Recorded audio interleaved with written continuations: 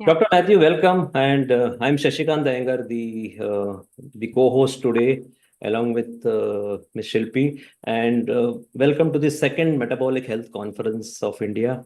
So we had the first conference somewhere in October 2023.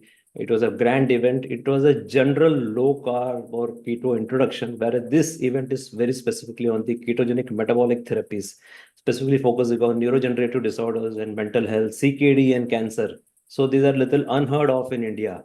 While we know about diabetes and the other spectrum or obesity, these are all little unheard.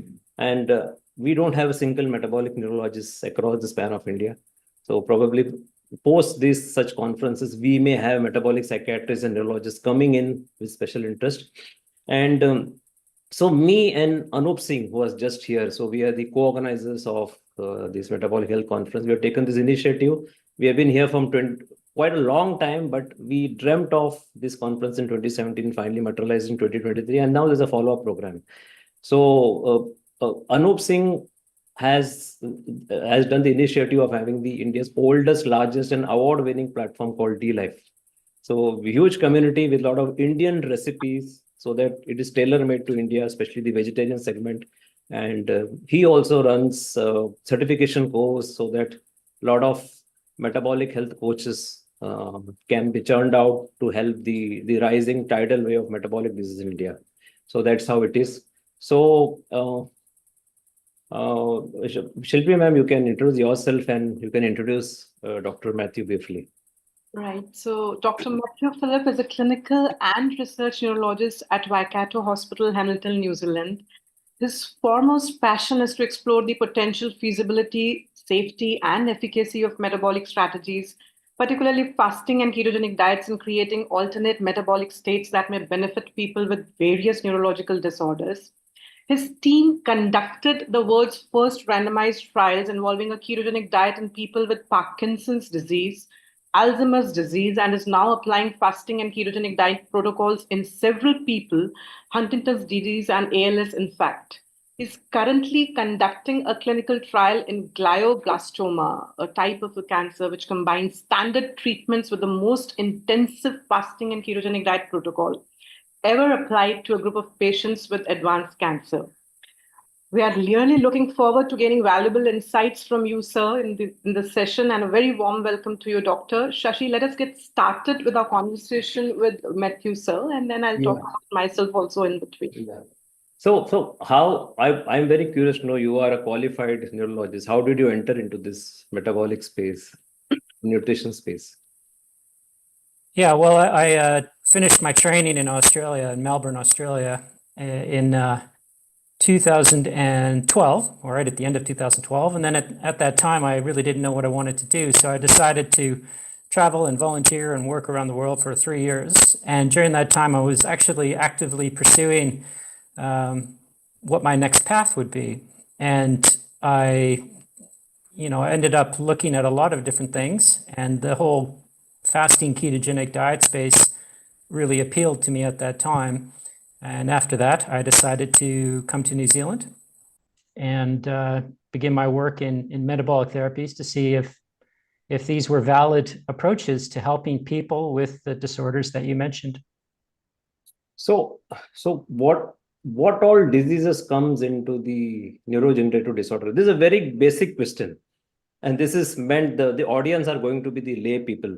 So it's very, very basic question. What do we mean? Which are those disorders? Yeah.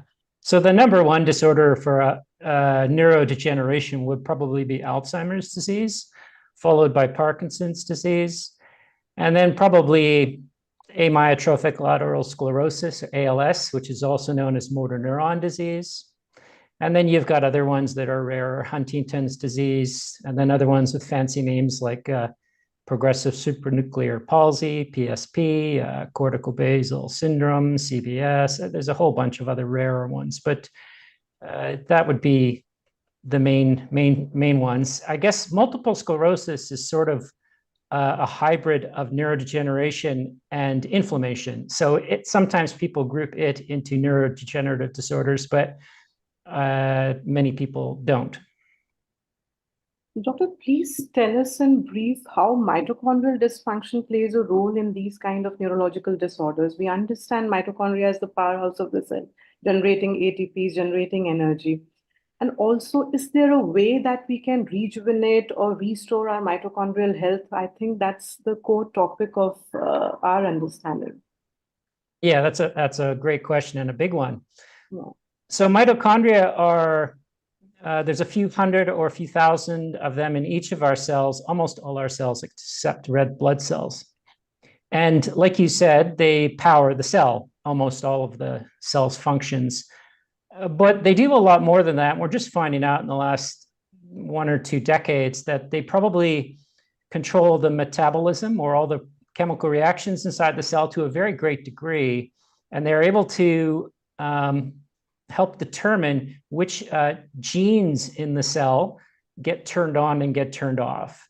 And so that's sort of, they have this epigenetic function. And they also have signaling functions, not just in the cell, but outside the cell. So they can make hormones, which are chemical messengers that go from one cell to another, and so on. There's so many things they do. There are dozens of functions that they actually do. Now, the really interesting and cool thing about metabolic therapies, and when I talk about metabolic therapies, I mainly reference fasting and ketogenic diet protocols because I am most interested in our natural therapies that are natural in evolution for all people around the world, no matter where you grew up. So fasting and ketogenic diets, despite the fact they're very misunderstood things and thought to be a bit weird, they're actually far more natural for us than our current dietary lifestyle is.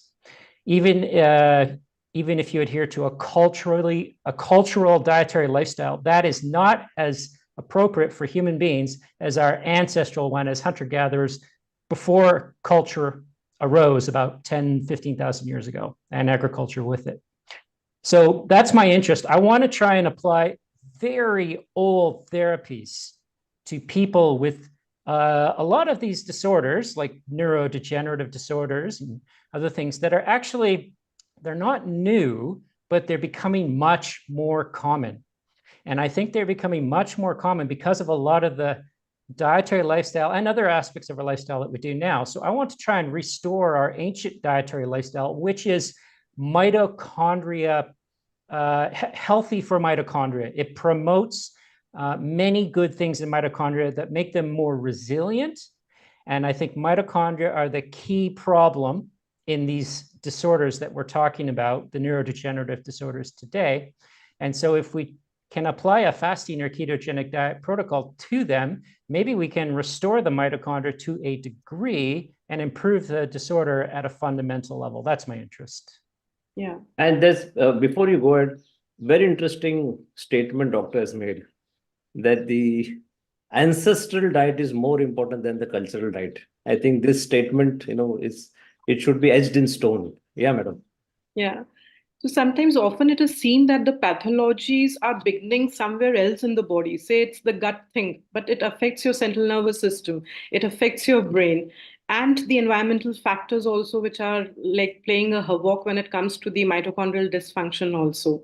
So doctor, what could be the other related factors which are not pertaining as such to the brain, but coming from the different areas of the body, or maybe externally from the other environmental factors?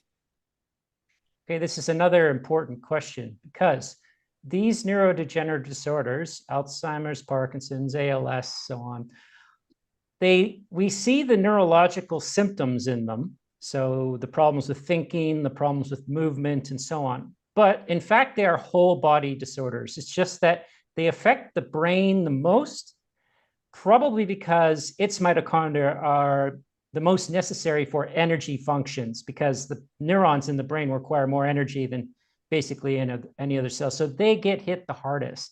But the whole body is affected. So we call these things actually systemic disorders, if you want to look at them properly. They're not just neurological disorders. And so how does this all start? Well, nobody knows is the answer. However, I do think that it starts with the mitochondria throughout the body. And there are many things that can lead to damage in these mitochondria. They can compensate and adjust in many different ways. They're fascinating organelles, but there are many things that can damage them. And there are a lot of things that are probably associated with our current lifestyle. So one thing would be industrial toxins, for example, heavy metals, which are found in a lot of products. They used to be found in gasoline and things like that. They're in cleaning agents. They're in a little bit of everything, really. We get exposed to small amounts of these all the time. Another thing would be air pollutants.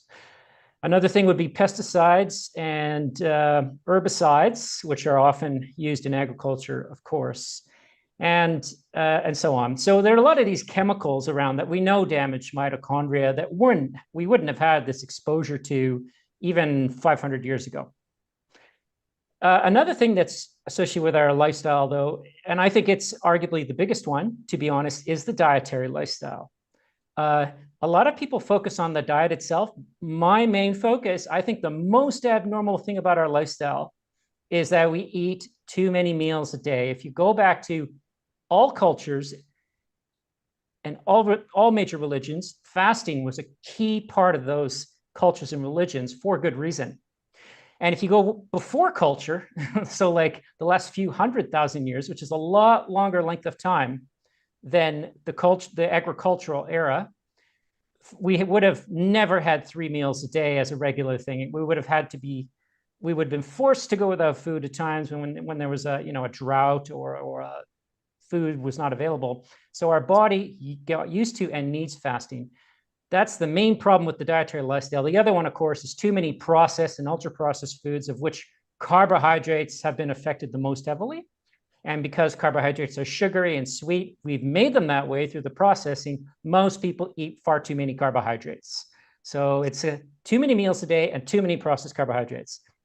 Other than that, other things associated with our modern lifestyle, which I'll just broadly mention, are things like we don't exercise as efficiently, and we don't actually know how to recover from exercise very well. We're often very stressed at work, and we don't know how to really get stress-free very well. We often have abnormal social lifestyles. A lot of it is online. This conference is a great example of something that's good about being online. However, there are many negative aspects of being online with the social media and all these things too. And so we don't have enough breaks from the screen and so on. And all these things, I think, injure the mitochondria to some degree, the toxins and dietary lifestyle the most, but all these other things do too. And you put it together, there's like dozens and dozens of things that can damage the mitochondria. If you do this for long enough, over decades, I think this is the perfect breeding ground for a neurodegenerative disorder and other disorders of modern lifestyle to arise. Thank you. Thank you for explaining so nicely. I think this is a crucial factor which all of us are facing. Yes. So whether we are aware or not, this is still going to affect most of us. It is just difficult to stay away from all this. So maybe we need to incorporate some practices really. The best thing we can do is to stay with real food and practice fasting. So these are two very important tools which can be possibly done easily. Then let us say staying away from social media or screen, which is practically difficult to say. Now, coming back to the specific condition like Parkinson's disease. Parkinson's disease seems to be on rise in India. In fact, the experts say that there will be a 200 to 300% increase in the prevalences in the next few years. Currently, probably it is something like 300, 400 people per 100,000 are actually facing Parkinson's disease. How successful are the medications of Parkinson's disease? Does it keep worsening? And what are the other options? The 3 questions. What are the options available as for the medications? Are they successful? Okay, so there are several medication options for Parkinson's disease. The best one by far is levodopa, which comes in different formulations that allow it to be delivered to the brain. So levodopa is the main one that people use, and it is the single best tool for the job. And it can work well in Parkinson's for a while. For 5 to 10 years, you get a honeymoon period whereby things are going pretty well, and then there is a decline. Other medications that can be used, there are many of them. There are dopamine agonists, which in New Zealand would be called, pramipexole. would be the most common one probably. And then there are other ones, other classes of drugs you can use. So MAOI inhibitors and COMT inhibitors and all these other medications, amantadine. There are a number of medications. With reference to the second part of your question, none of these medications slow down the process that is Parkinson's. So whether Parkinson's is a ongoing mitochondria damage process that leads to slow withering and dying of neurons and other cells, or whether it's some other process, it doesn't matter. The medications don't actually treat the core process. They mask the symptoms of that process. So the medications are there to try and help people feel better, look better, move better for a while, but none of them actually heal or cure. They mask. That's hugely important because that is modern medicine, Western medicine in a nutshell. Medicine aims to mask symptoms, which can help you feel better and look and move better, but it doesn't heal the disorder at a fundamental level. So that's, again, my interest in the metabolic therapies, is that I think they have the potential to do that. And I'm not against using medications plus metabolic therapies to try and get the best of both worlds. Thank you so much, Doctor, about the pharma drugs as such, which are there for treating Parkinson's. Now, if we talk about the dietary aspect, if we talk about the ketogenic diets or the fasting protocol for patients who are suffering from Parkinson's, how do we, I understand that when we change the metabolic shift from glucose to ketones as a source of energy, when we shift, the mitochondrial dysfunction is going to be taken care of, it is going to alleviate the symptoms. But my concern is how the dopamine levels can be increased when we are getting into the dietary intervention. Still, the patient needs to be on the drugs for increasing the dopamine levels. Yeah, so I think with the metabolic therapies, we have to remember that the evidence is still very, it's still growing. So there have been several clinical trials last I checked, that are showing encouraging results for ketogenic diets, in particular in Parkinson's in people. There are none that have really looked at fasting. But the idea is that you're not going to get better right away with a metabolic therapy. A medication can make you feel better very quickly, within a few hours, within a few days, such as levodopa. But metabolic therapies don't work that way. What they do is they actually can make things a bit more difficult for your body and brain in the first few weeks, because it's a major dietary lifestyle change. Your body has to get used to the fasting again. It has to get used to a ketogenic diet, which is high in fat and low in carb, again. Even though these are ancestral therapies, our modern lifestyle has made us, I'm going to use the word, addicted to a modern dietary lifestyle. And you have to think of it as breaking an addiction, and it doesn't happen right away. You're breaking your too many meals a day addiction and your high processed carb, i.e. sugar addiction. And that's going to take a few weeks, and it could be a bit painful. So it's normal when people start these therapies, particularly with Parkinson's, to get worse for a little while, a few weeks. And the key is you have to try and understand that what they're trying to do is make you better in the long term, but short term, it could be harder. Medications are the reverse. They make you better in the short term, but in the long term, you wait until those side effects arise, they get harder and harder to maintain. So I think it's important that you don't just stop your medications for Parkinson's if you embark on one of these therapies, and also know that the metabolic therapies haven't got enough evidence to be strongly recommended yet. But, what we have is encouraging. But I would say implement the metabolic therapies with your neurologist, ideally, who's helping you, and use the medications alongside them. And then maybe you can modify the medications in time, depending how well you're doing with the metabolic therapy. And remember, the metabolic therapy is supposed to get easier and easier with time. And after 6 months or so, it should be to the point where you cannot conceive of going back to your old dietary lifestyle. If you have done that, you have succeeded. So if you still think it's hard at 6 months to do a fasting protocol every day or a ketogenic diet, if your brain still thinks it's hard, you haven't done something correctly. And that needs to be addressed. How about, I've been reading something about the other therapies, like let us say high dose thiamine. What is it? I mean, does it really work? I don't see much studies on this, though there are random case studies. Yeah, I think there's some case studies and there's a clinical trial or two out there. But I guess the theory behind thiamine is it's a vitamin B1, and it has a number of targets in the body. A lot of them are, so it helps enzymes function better in mitochondria, actually. So I'm a fan of thiamine from that standpoint. The problem is we don't have really good evidence for it, as you say. But also, I guess it's still just one piece of a greater orchestra. And although it helps the mitochondria at the time, if you're taking it every day, it's kind of like another medication.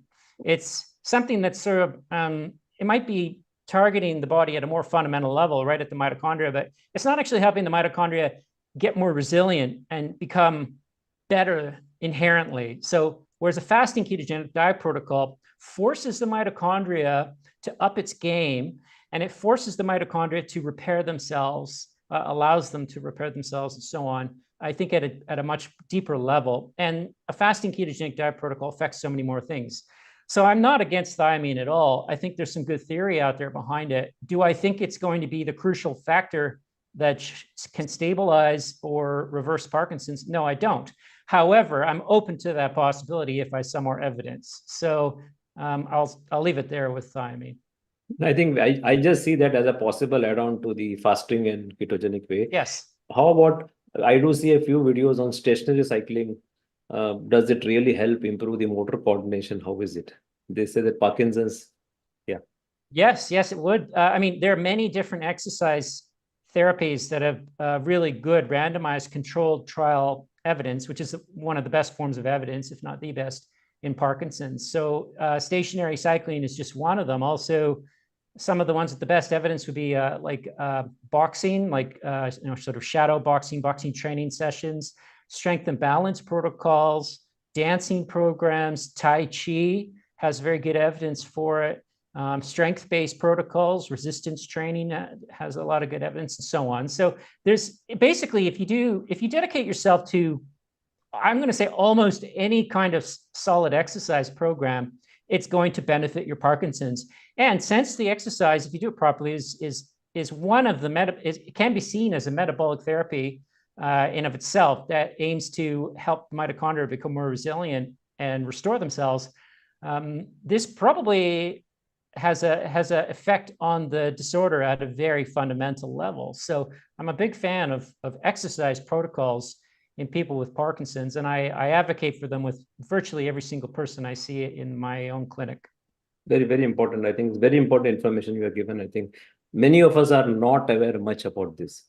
Fine. Now coming to the other condition is ALS. In fact, it is said that maybe every 5% in 100,000 in India may be affected by this. Maybe the prevalence may not be big, but then there are a lot of complication, and we see a lot of morbidity, mortality in such people.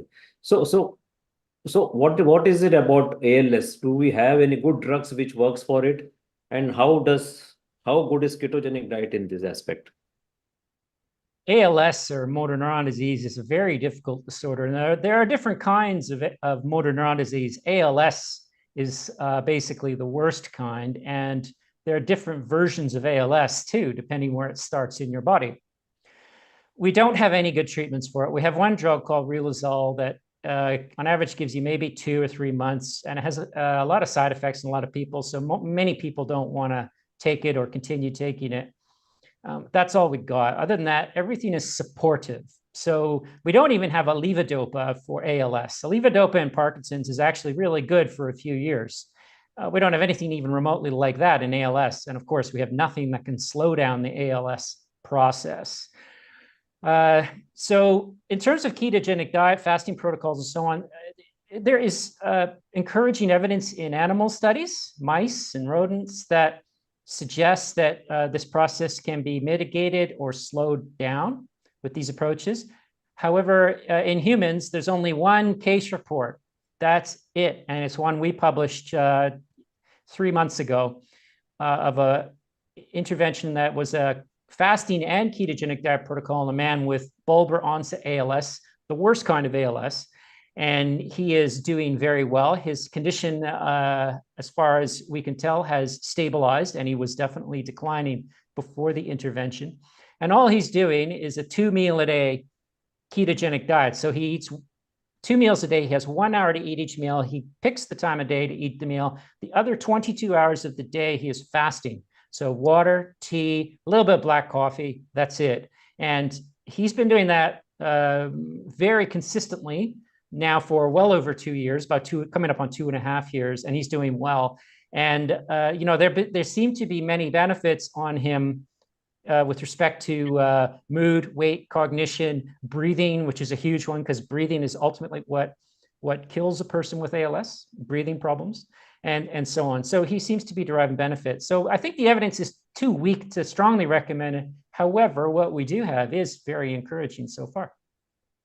That's an amazing anecdote, yeah. So in this particular case, have you seen the disease worsening or is it stable?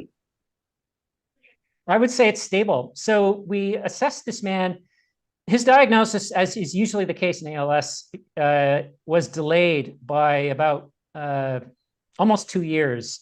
And, it's insidious. It creeps up on you. And often the person in the GP doesn't even know what's happening for the first year or two. So, and by the time he got referred to us and all the diagnostics happened and we confirmed ALS, he was at about 20 months or something from the start of the symptoms. So after that 20 months, he had declined a lot, and he had lost 10 kilograms of weight because ALS attacks not just your brain, but also your muscles. So your muscles waste away. We implemented the fasting ketogenic diet protocol, and he's been doing that for over 2 years. We measured him every 6 months for 18 months. During that 18 months, he improved or stabilized in almost all indices. You can see the paper. It's at our website, metabolicneurologist.com, if you want to go there and click on the paper. And he basically stabilized or improved in, I'd say, 90% of the things we measure with respect to ALS.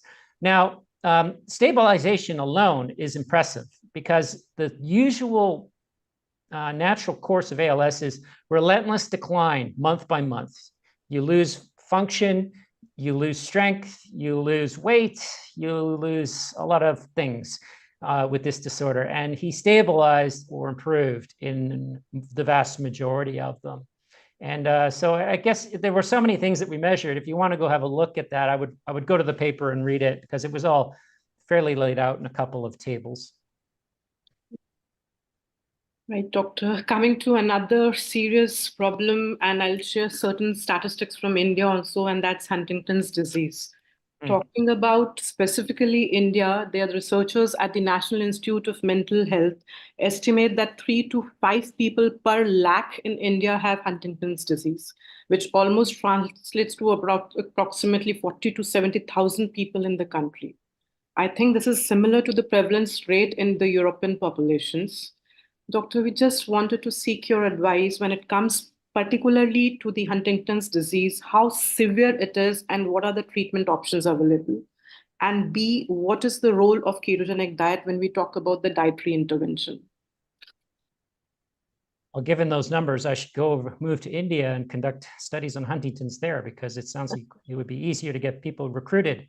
Okay, Huntington's is these are all severe disorders that we're discussing. These are the worst disorders one can get among the top 10, things like Alzheimer's, ALS, Huntington's. So they're so difficult. So Huntington's is 3 things. It's a neurodegenerative disorder that affects certain parts of the brain the most, but affects the whole body, of course. So it wastes away the muscles as well and hurts the heart and so on, which is a muscle.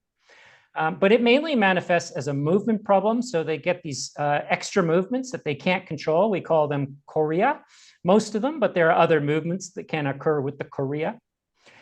The second thing is it's a cognitive disorder. So you can develop cognitive thinking problems, which can culminate in a dementia process, like significant thinking problems. But the third thing is the most difficult aspect of Huntington's, and that is the neuropsychiatric problems. They get behavioral and mood disturbances that are significant. Things like excessive anger, excessive irritability, excessive apathy, depression, anxiety. And when you put all these neuropsychiatric things together, it is very difficult, not just on the person, but on the family and their friends. And they have very difficult time controlling these things.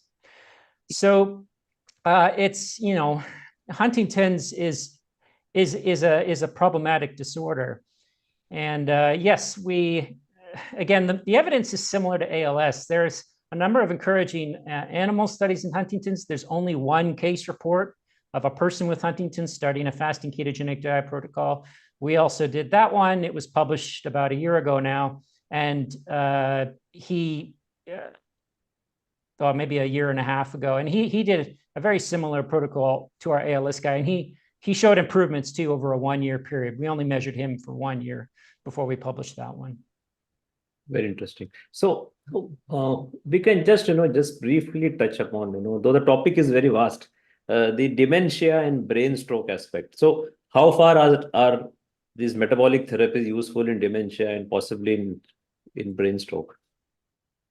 Okay, so dementia is actually not a disease or disorder. Dementia is like a constellation of symptoms. So it's like saying dementia means you have a thinking problem or a cognitive problem, and it doesn't tell you what the cause of it is. Now, in most countries today, the number one cause is Alzheimer's, probably followed by vascular dementia, which is many different strokes over time causing the dementia. And you can get a mixed picture of Alzheimer's plus vascular dementia too. That's quite common. So again, if you want to ask how does ketogenic metabolic therapy work in dementia, you probably should look at Alzheimer's disease. And there are several decent trials. I think there were 4 of those out now, 4 or 5. We contributed a randomized crossover trial as one of those a few years ago that showed that there's encouraging evidence to suggest that a ketogenic diet protocol can help Alzheimer's disease.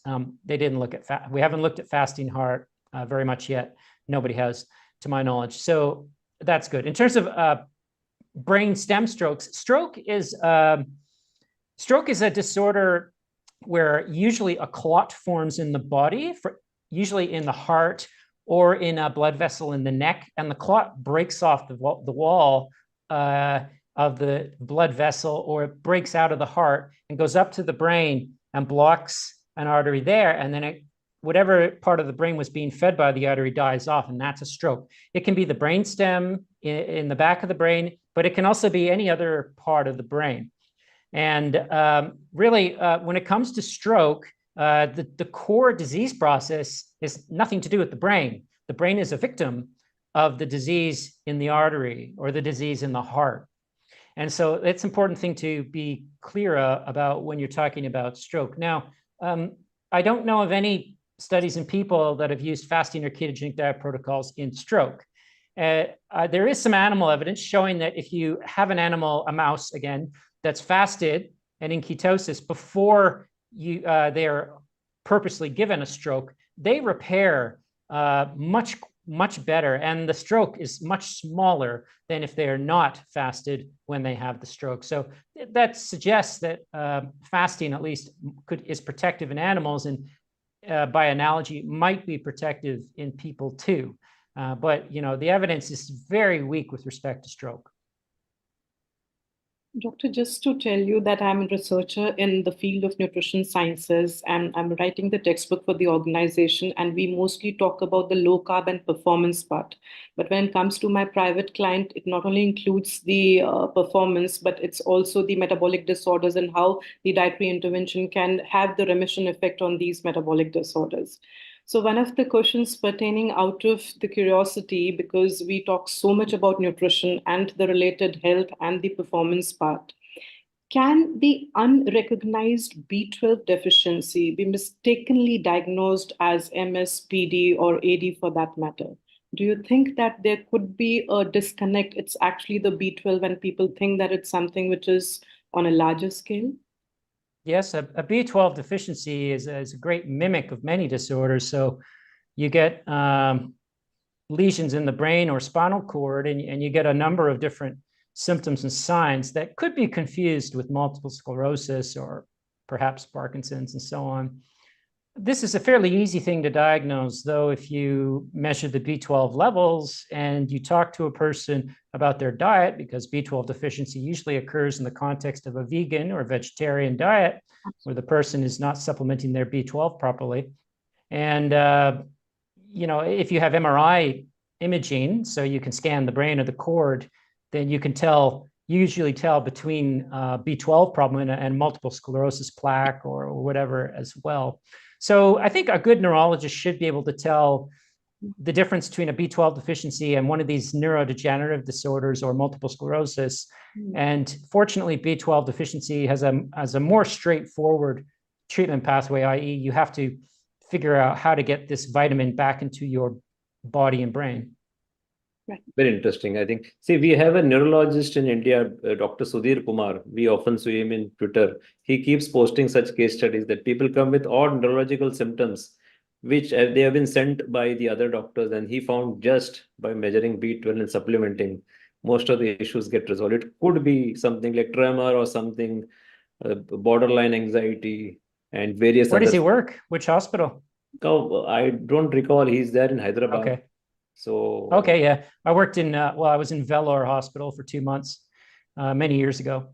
So yeah, I wouldn't be surprised if there's a lot of people B12 deficient in India, because the vegetarian diet is very common, and that diet can be done very well. However, it's more difficult to do well than a carnivore diet, because you have to make sure you get certain things. B12 and zinc are both very critical things to get on a vegetarian diet, and if you don't know what you're doing, this can cause problems very easily, and I've seen it several times. So if I have a vegetarian in clinic who has funny neurological symptoms, I will absolutely measure their B12, their zinc levels, and a few other things to boot, just to be sure they're getting all the vitamins and minerals. So, Dr. Matt, so can we just talk very briefly, how many studies have you published? Just touch upon very, very briefly in few minutes. Yeah. So in terms of the metabolic, not many is the answer, but I'd rather put a lot of energy into each and every study and get, one good study every couple of years than publish 10 a year. That's my approach. But in terms of the metabolic studies, maybe a dozen. And most of those, though, would be clinical trials or case studies, things that involve patients, and we implemented some kind of metabolic program. So as you mentioned at the start, we did the world's first randomized controlled trial of a ketogenic diet in Parkinson's. We did the world's first randomized trial of a ketogenic diet in Alzheimer's, where all the patients had Alzheimer's and there was no other condition in there. We did the world's first case studies of Huntington, ketogenic diet and fasting protocol on Huntington's and ALS.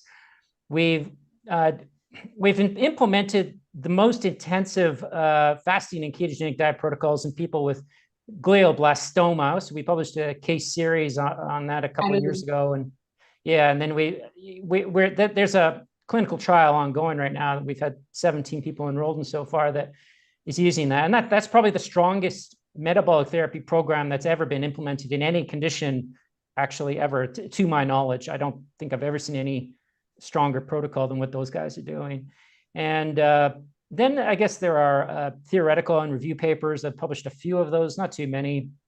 The one that probably sums it up the best and sums up a lot of our work too is one called Metabolic Strategies in Healthcare, A New Era, where I basically try to tie together mitochondrial problems as the core disease process in heart disease, neurodegenerative disorders, and cancer, all the big lifestyle-related disorders, and of course, type 2 diabetes, which is very common.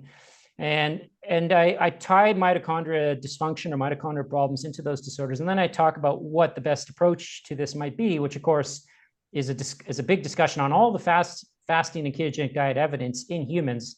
I don't mention animals in that paper. And I basically advocate for a new sort of way of looking at medicine where these things are the first thing we should try. And of course, they're the thing we should do for prevention of all these disorders before we even get them. And then medications can still be used, but they should be used ideally temporarily. and for what they're supposed to do, which is mask symptoms.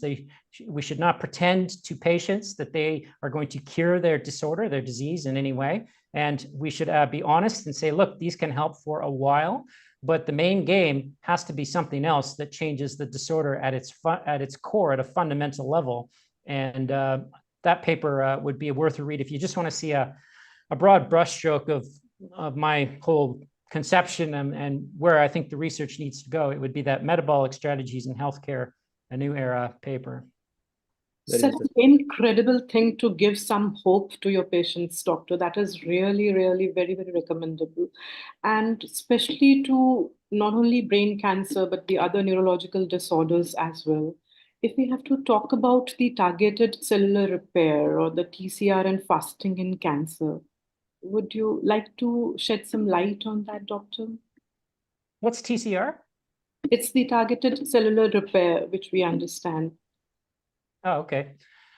Well, the thing about these protocols, fasting, ketogenic diets, and so on, is there's so many targets. It's like I liken it to an orchestra. So there are many different instruments all being put together, and the body is the conductor that determines where the instruments need to go. So the idea is to change your whole body's metabolism into a state where it is less likely to promote neurodegeneration, is less likely to promote cancer, for the reason that you have made things nicer for your mitochondria. You're making them, not only forcing them to improve themselves more, but you're also giving them good rest periods, particularly with the fast, whereby they are allowed to do that, to improve themselves and restore themselves through processes that give rise to new mitochondria and get rid of old ones. So these are not really targeted therapies in the traditional sense. They are systemic therapies. They are multi-system therapies. They are designed to address multi-system disorders, which are the big ones that are killing most people today: the diabetes, the Alzheimer's, the cancer, the Parkinson's, the atherosclerosis in arteries, and so on. I wanted to ask one question, that you have published quite a number of case studies. You may say it is not much, but we think it is quite substantial, because each case study ultimately gives a ray of hope, and possibly one day a large-scale trial can be done. Everything starts with a case study. Did you face any pushback or criticism for applying these unknown therapies? Yes is the answer. I did. However, at my hospital, Waikato Hospital, I've been here a few years now, and most people know me, and I guess there were initially a number of skeptics, but a lot of those people have changed their minds, I think, and there might be a few skeptics still out there. So there's always a bit of pushback, but I guess the trick is to make it a silent pushback and not to aggravate anybody outright. If someone is, I don't think I've seen anyone yet who's just violently opposed to what we're trying to do. And I think it's just focusing on the process, focusing on the constructive aspects of it, trying not to make enemies, and just being patient and not trying to push things too fast. That's the key element. But what really keeps me going, I got to say, is the patients. The patients love these therapies. The patients are very supportive. And of course, as you said, it is giving them a bit of hope, but I'm always realistic. What I try to do, and I've said this before, is I try to give them some hope, but also a plan. Hope on its own is not good. It's damaging and terrible, because if you have hope, but you don't know, if you just live on hope, you're going to, hope is not a strategy. But if you have a plan and it doesn't give you any hope, that's just as bad too, because why would you, what's the point of following a plan where there's no hope? And I've seen a number of my colleagues, unfortunately, sort of lean towards that strategy. So I think a bit of hope, realistic hope, combined with a plan that is implementable and ideally empowers the person with the disorder to adopt their own healing pathway themselves to a degree. That's the best thing, and that's what I'm trying to do here. So the patients are really awesome and help keep me going with these things. Great. So, Dr. Matthew, what is your message to India?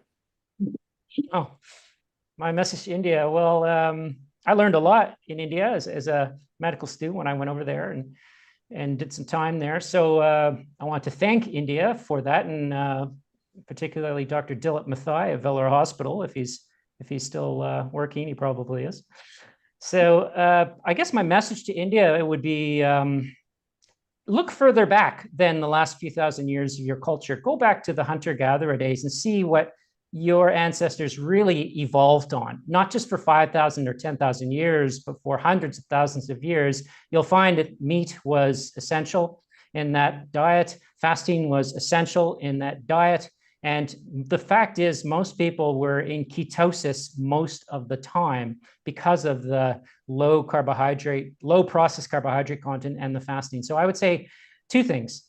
Try to implement a daily fasting protocol, whether it's just 2 days, 2 meals a day, 1 meal a day, 16 and 8 or something. And then the second thing is knock down the processed carbohydrates. And I think the biggest targets in India, unfortunately, because they're very yummy, but I wouldn't eat them now. I wouldn't touch them now and haven't for many years. That would be the breads and the rice. Knock those right down. And of course, the sugars. Just remove those three things from your diet. Increase the meat-based dishes and the green vegetables and things like that more, and throw in some fasting. I think that would be the best service you could do to your health, and you will be seeing benefits within a few weeks if you do that. Thank you, Dr. Matt. Very enlightening, and I think this session is going to make India take an informed decision. Yeah, Shilpi ma'am. Thank you so much, Doctor. It was such a pleasure to have a conversation with you, and at the same time, we have those valuable insights which we were looking for. Thanks a lot, sir. I'll just call in Anup Singh for a few seconds. Can you get Anup Singh in? So Anup Singh is the co-organizer of this conference. Anup, you're there? Okay, he may not be there, must have